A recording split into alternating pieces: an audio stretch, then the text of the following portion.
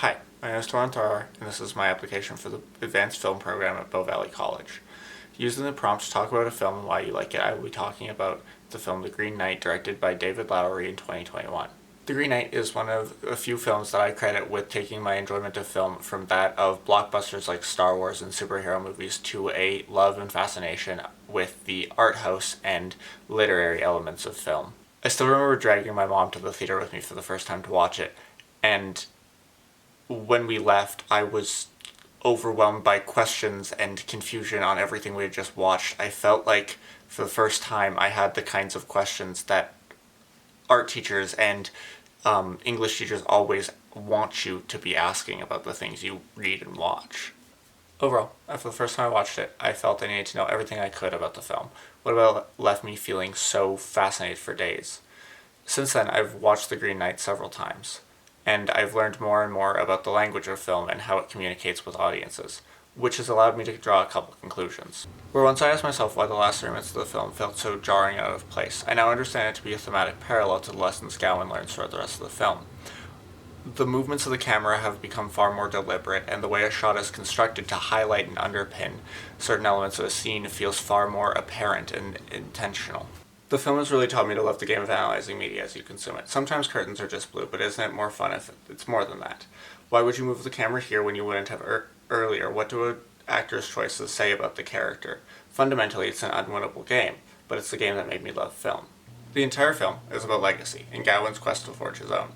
Where King Arthur and the Men of the Round Table have built theirs through conquest and violence, Gawain attempts to create his through an honorable competition with the Green Knight.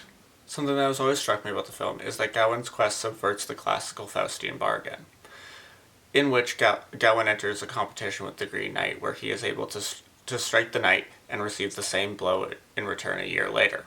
Well, he thinks to outsmart the knight by decapitating it. The knight lives on and reminds Gawain of his end of the bargain.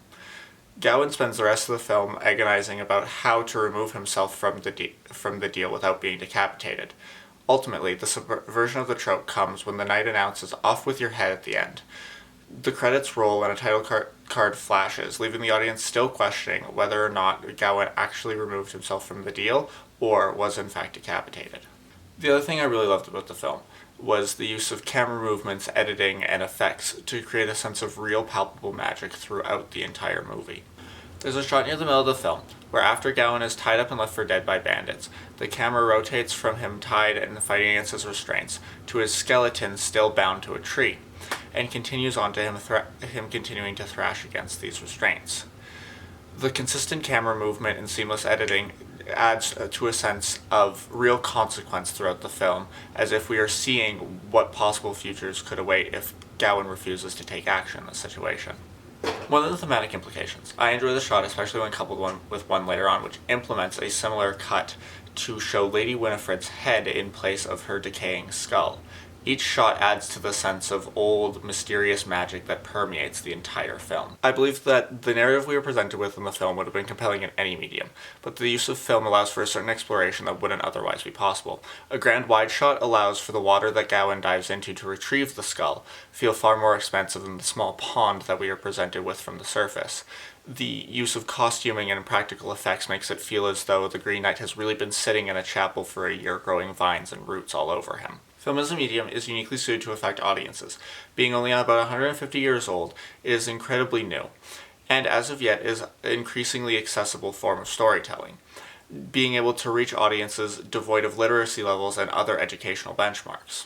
The Green Knight as a film is not necessarily a masterpiece. However, it was the catalyst for an interest which has only ever grown, an interest which I wish to pursue educationally, not only for better language to discuss and describe what I'm talking about here, but also for the ability to express and create through the visual medium that is film.